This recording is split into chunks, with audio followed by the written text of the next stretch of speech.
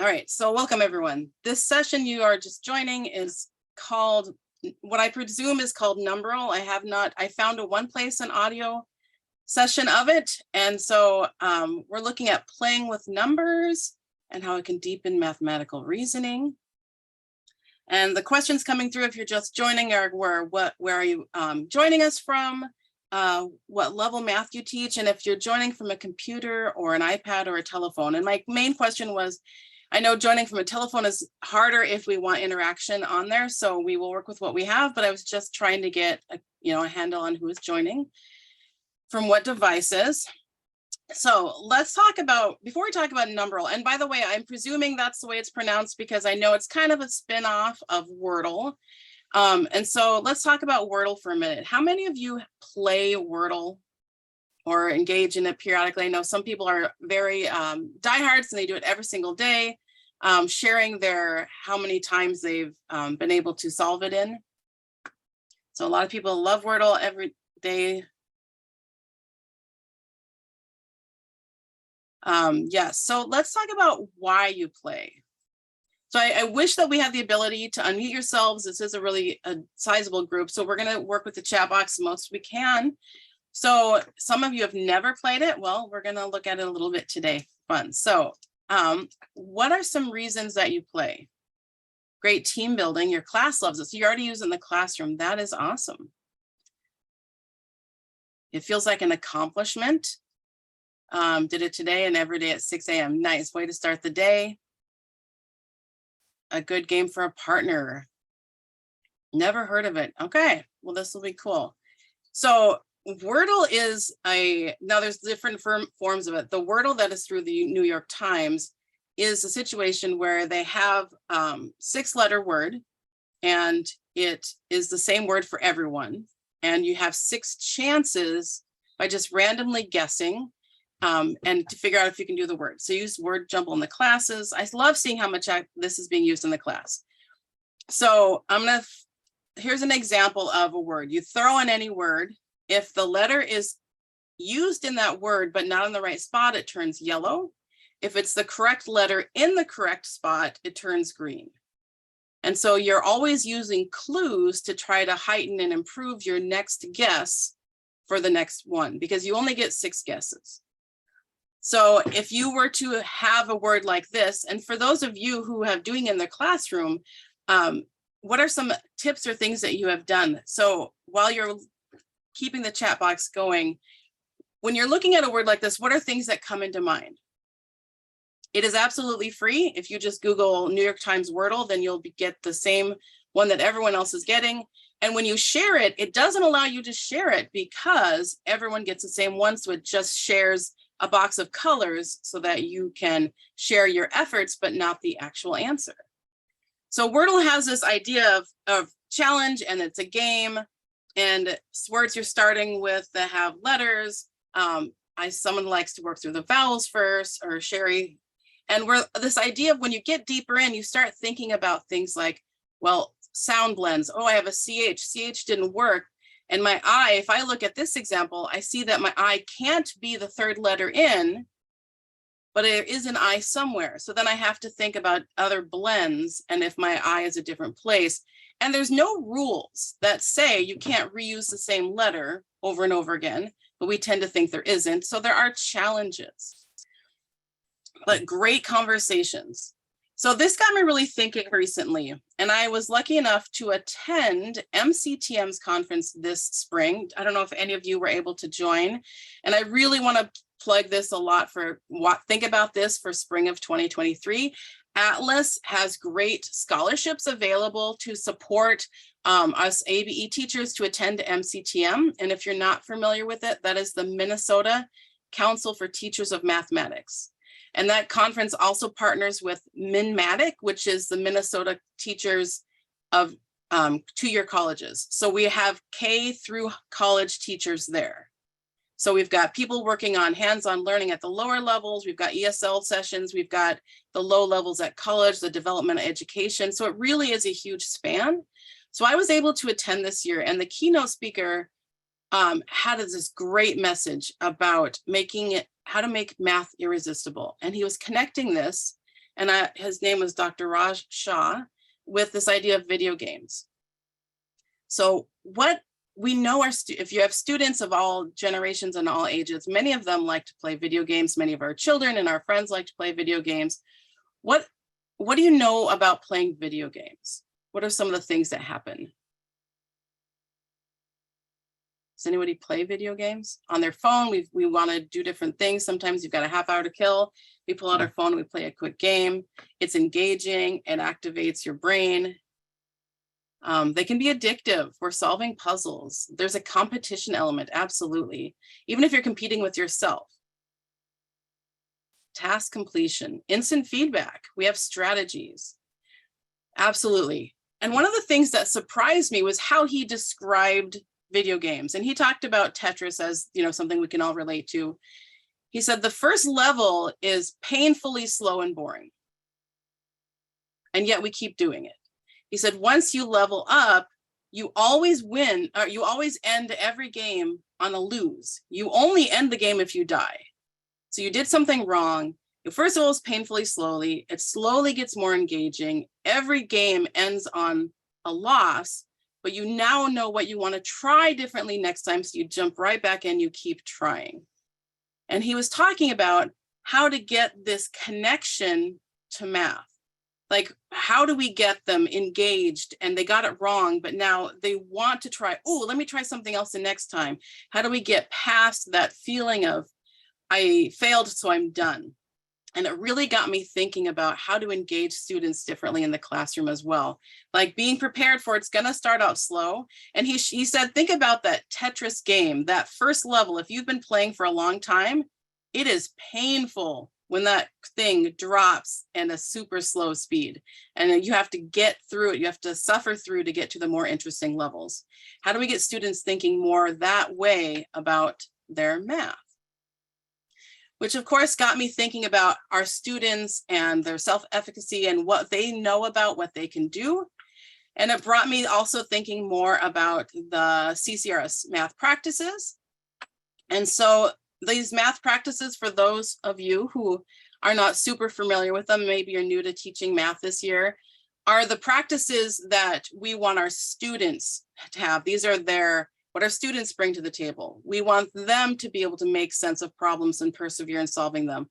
We want them to attend to precision and use tools appropriately. So these are things our students need to develop and learn as we go.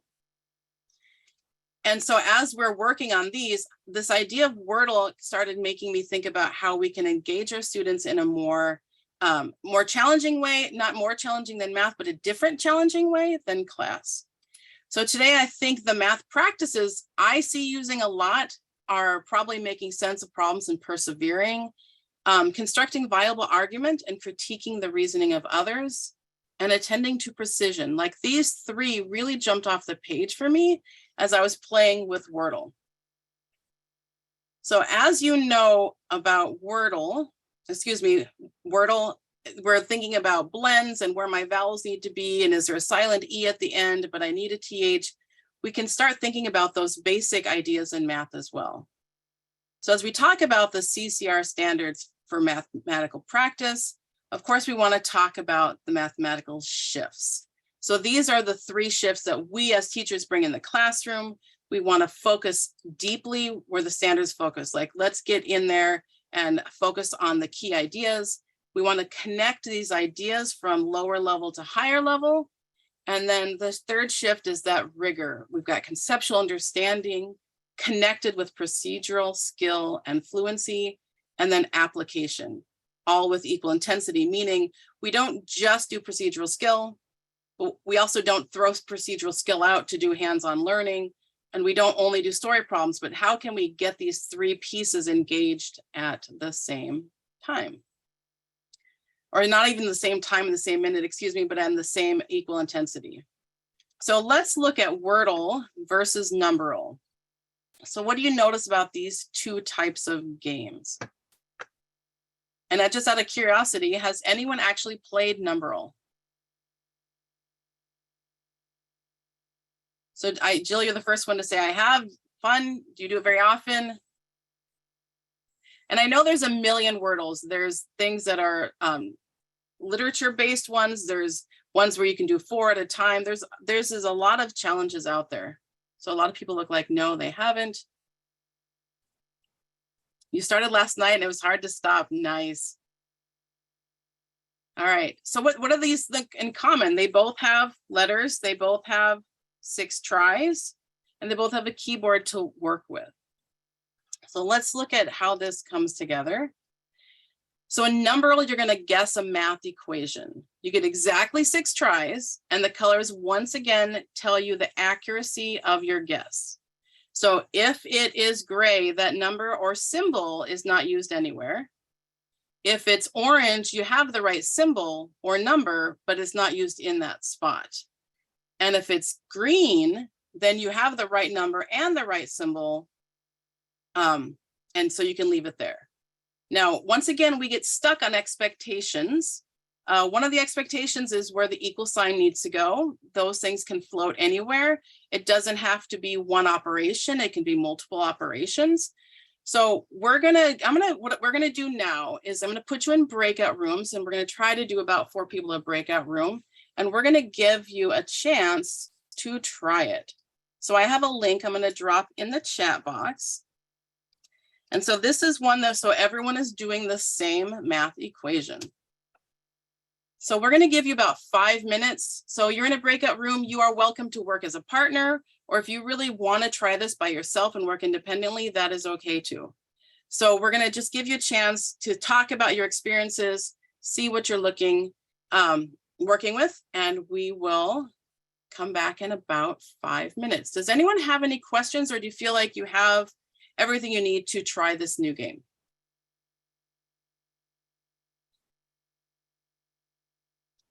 I'm assuming your silence is you jumping into it.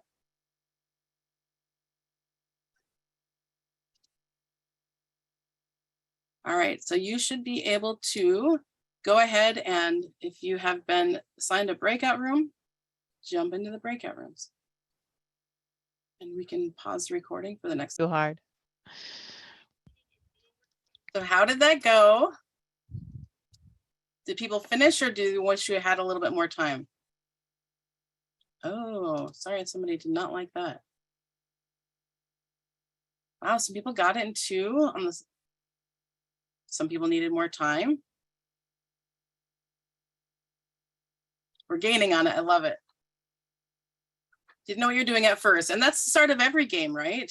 Like the first line, you're like, I don't even know what I'm doing. And even the first time I played Wordle, it felt very like random. I'm just supposed to guess any random word. Didn't finish, I needed to see example. Okay. So for those who did, so we got a couple numbers. All right, slow to figure out some mechanics of it. Yep, that's the start of any game, right? That beginning part, it's kind of painful. It's awkward, but it sucks you in a little bit to like the first time. If you get through it, it makes you kind of want to try it again.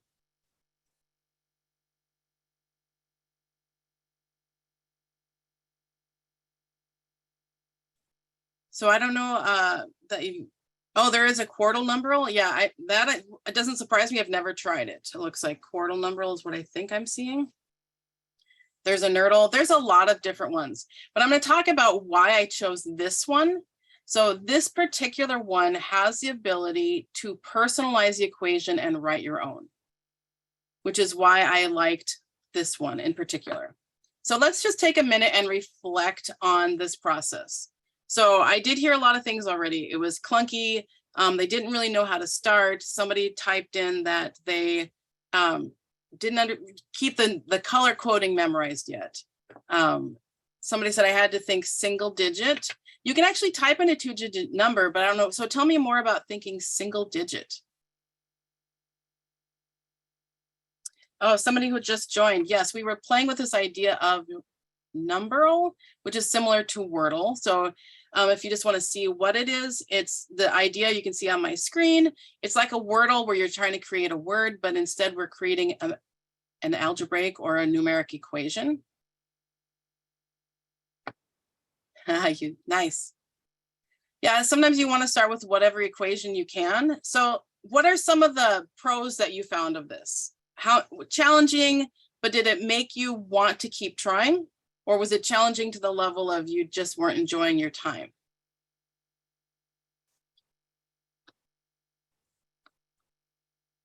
You had good discussion. So some of you worked independently and some were in the breakout room. So those who worked in breakout rooms with people, what were the discussions that were really interesting? A little frustrating. Yes, it does not acknowledge specifically commutative property. If you type in 4 times 5 and it wants 5 times 4, it will not correct that. But that, once again, is awesome for conversations for the classroom, knowing that the technology isn't there yet, and you can have that conversation.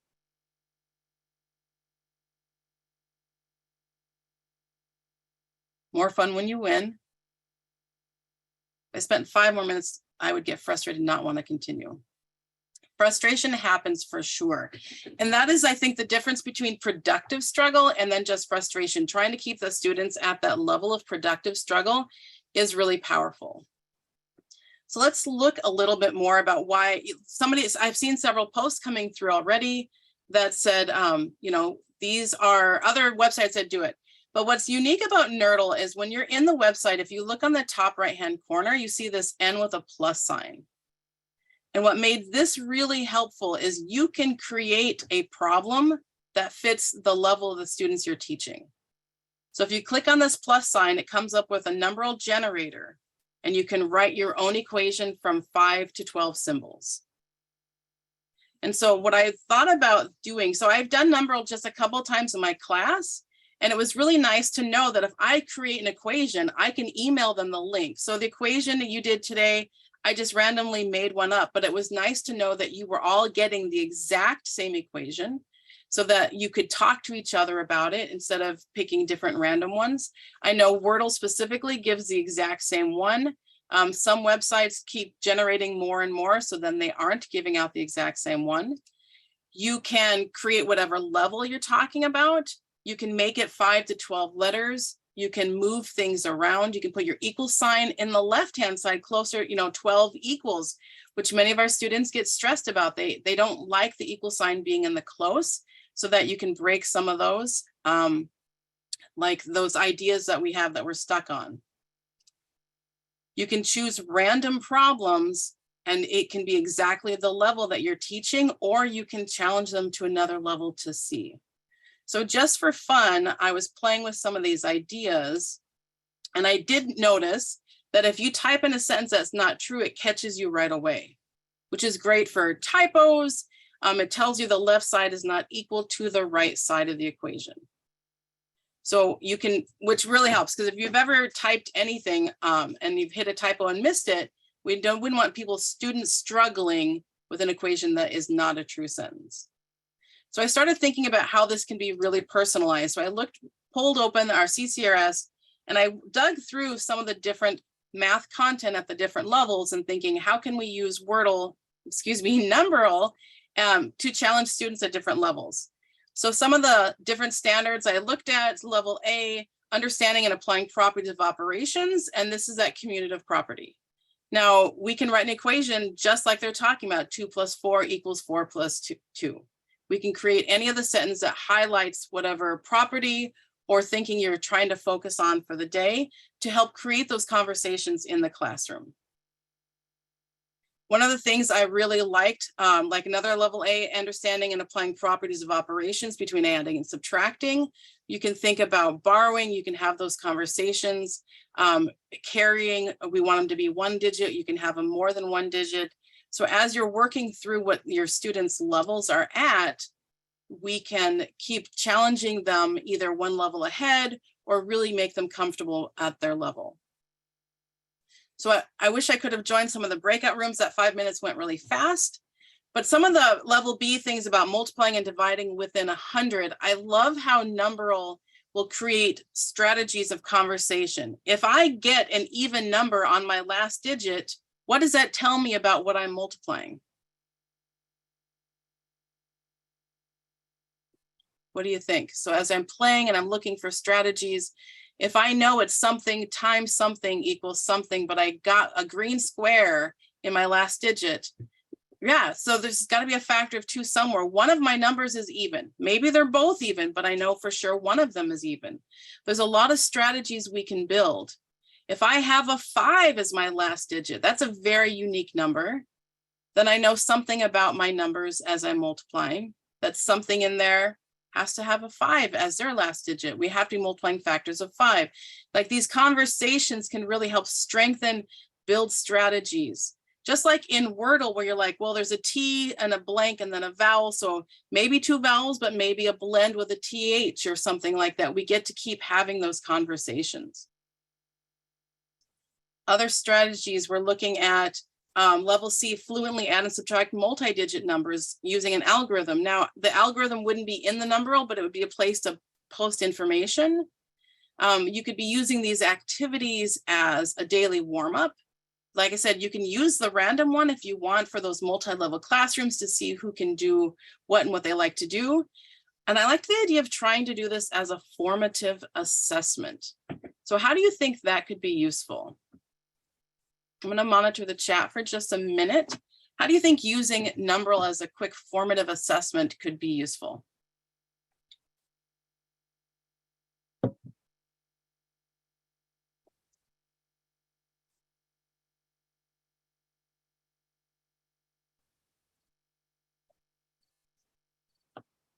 I know that the idea of formative and summative assessments always trip me up a little bit, but that idea of a formative assessment is to check their understanding throughout the process.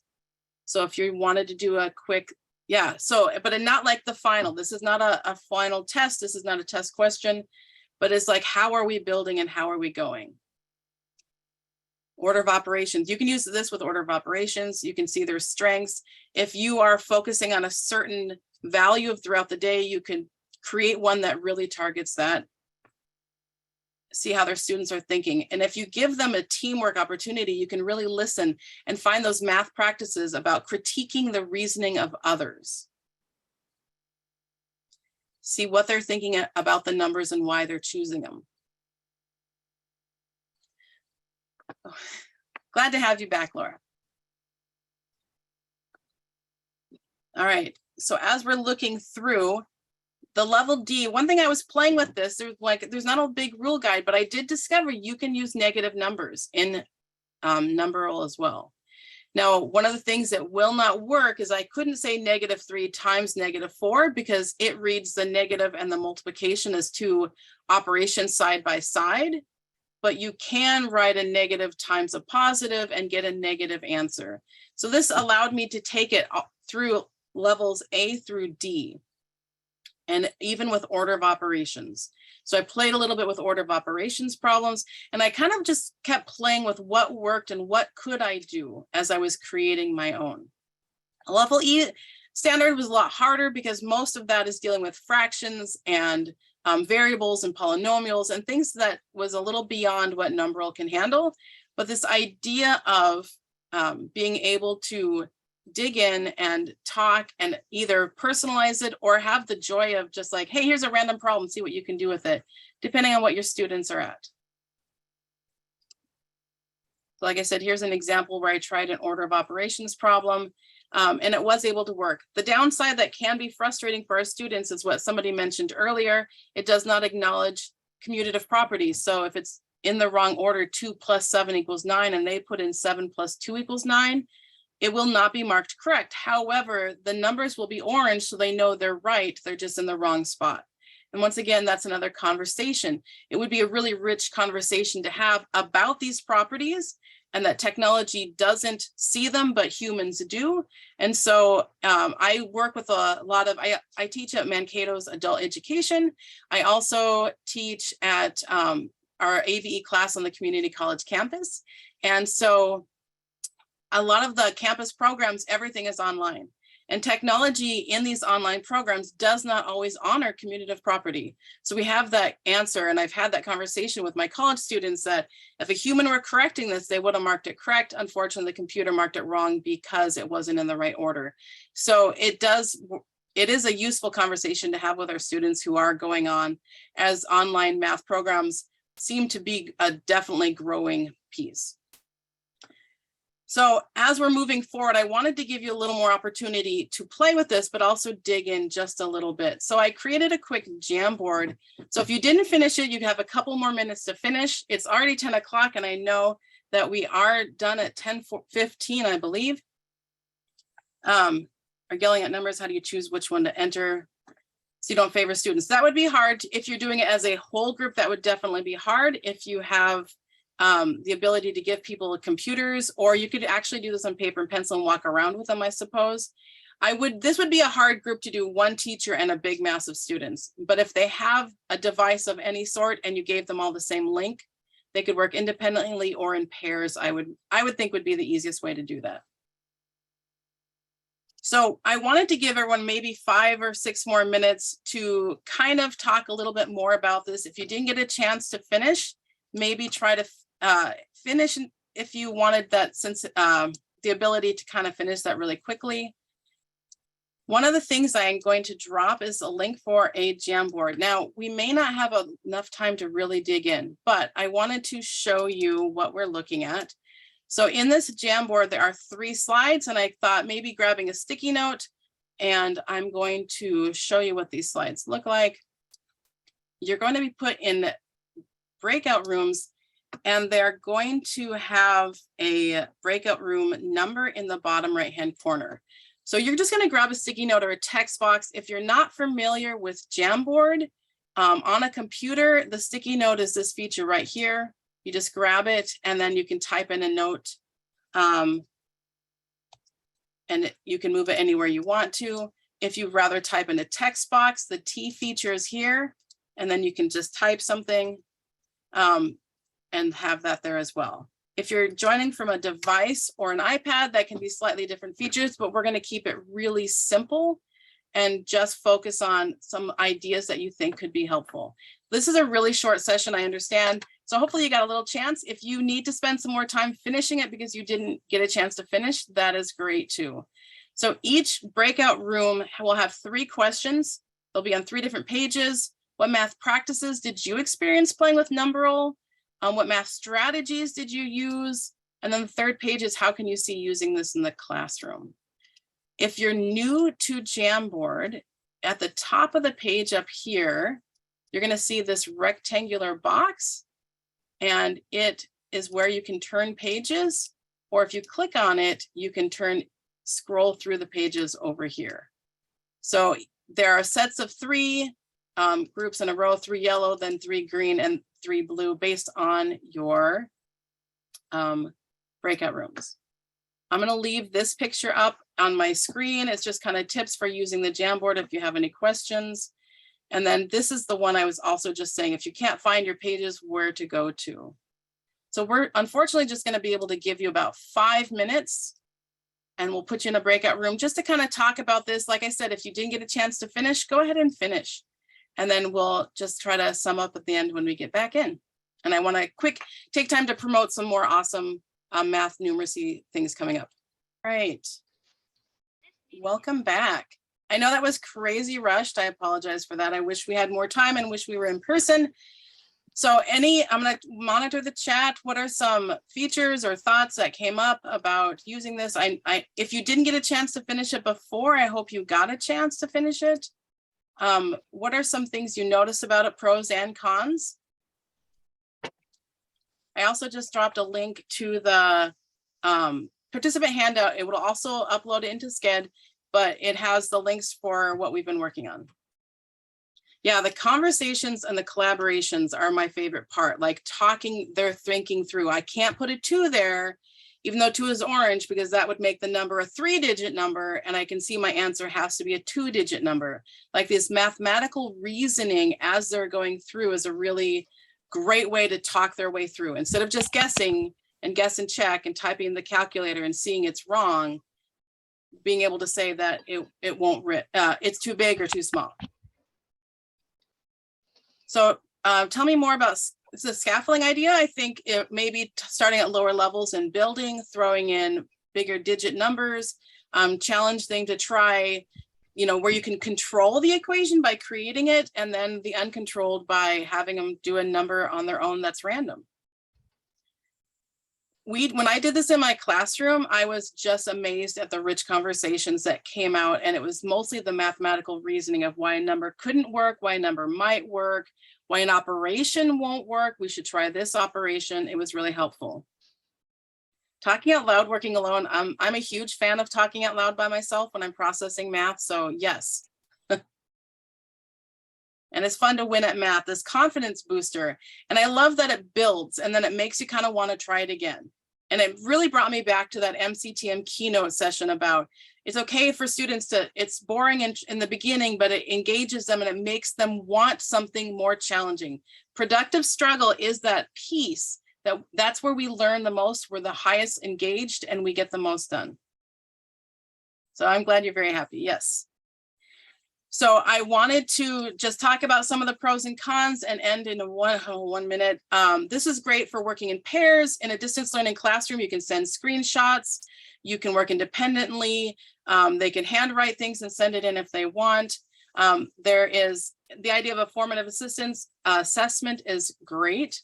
And so I hate to rush the ending, but I really want to spend at least a minute or so on the upcoming numeracy PD. Coming up, we have right around the corner, September 23rd, Math Institute. I cannot say enough about the speaker, Dan Meyer. He is a huge nationally recognized numeracy person. He has done a lot in advocating and creating all of these different structures of have anybody heard of 3-act math? If you haven't heard of 3-act math, I know there's been a few 3-act math sessions over the last couple of years. He's basically the creator of 3-act math, how to get you thinking about math without handing you a worksheet, looking for math in real life, he has an expression that says, if math is the aspirin, we need to give them the headache. Meaning if math is what they need to do, how do we create the need for them to want the math? So this is amazing that Atlas is able to bring him in. So I highly, highly, highly cannot recommend enough that you try to attend Math Institute if you're free. Other upcoming numeracy sessions, there's a CCRS Foundations Refresher webinar.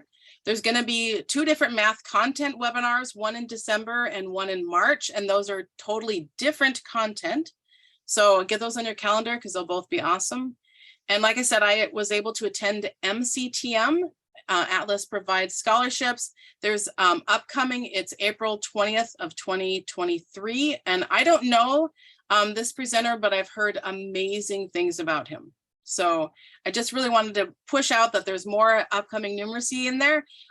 There's some more numeracy sessions at Summer Institute. I know Lindsay is doing a thing on Jamboard. Amber's talking about the Adult Numeracy Network, which is an amazing resource I really want to plug. And then there's another one I'm doing on using Jamboard and digging into mean, median, and mode. They just dropped a link to a Google form. If you can fill that out for me, that would be great. It just gives me some feedback on what would work better. I apologize that this is so rushed at the end, but it's always hard to create an opportunity to talk about math. So the Adult Numeracy Network is an amazing resource. Once again, a national organization for math teachers for adult. It focuses on adult basic education teachers of all levels, ESL, ABE, GED. It's got amazing resources. The membership is really inexpensive. If you have any questions, don't hesitate to reach out. I apologize for rushing. Thank you so much for participating. You guys were awesome. I appreciated the chat box. It's been great. And I look forward to seeing you again. Good to see you, Joe. I see a couple cameras on. That's so fun.